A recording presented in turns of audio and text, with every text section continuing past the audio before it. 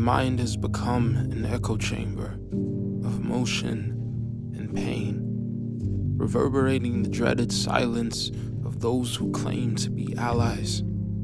King said we won't remember the words of enemies, but the silence of friends, and I feel trapped in that end, claustrophobic, yet encased in apathy.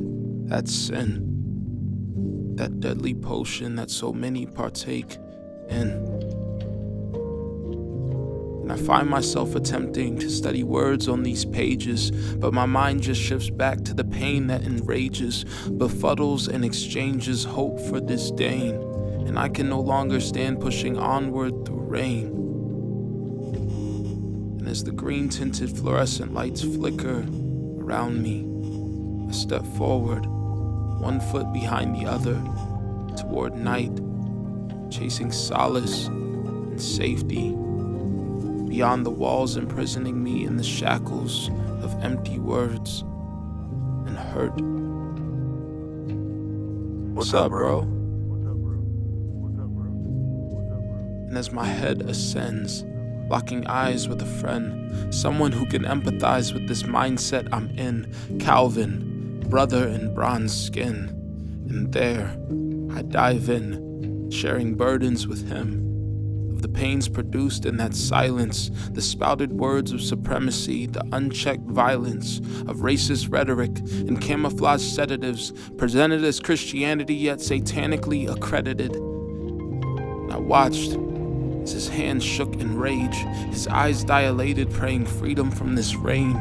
And he called over Hanada and Kelli, and with these three, I continued to pour out what happened, and we broke together. Everybody was trying to, they were trying to exonerate. And in a moment, the sense of loneliness began to subside. And with shallow breaths and tear-filled eyes, we stood in lamentation.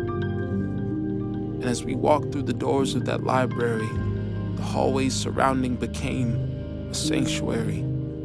Adding Nathan and Bree, the six of us sat in solidarity. And every word these friends spoke, every word they listened to, reached into my wounds and built something anew.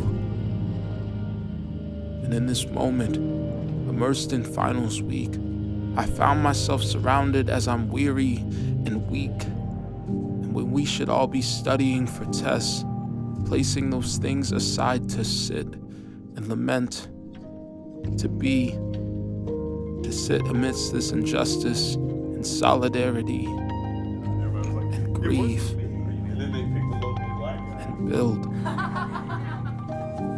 and build. And the thing he said that has stuck with me is maybe we should let the victim or the survivor decide. God created everything that was sustainable for life before he created life. So that in itself, it is an example that we not only need each other, but God's intention is for us to need each other for this entire situation to work. Everything we would need is created first, and then we're created. So we are inextricably tied to each other.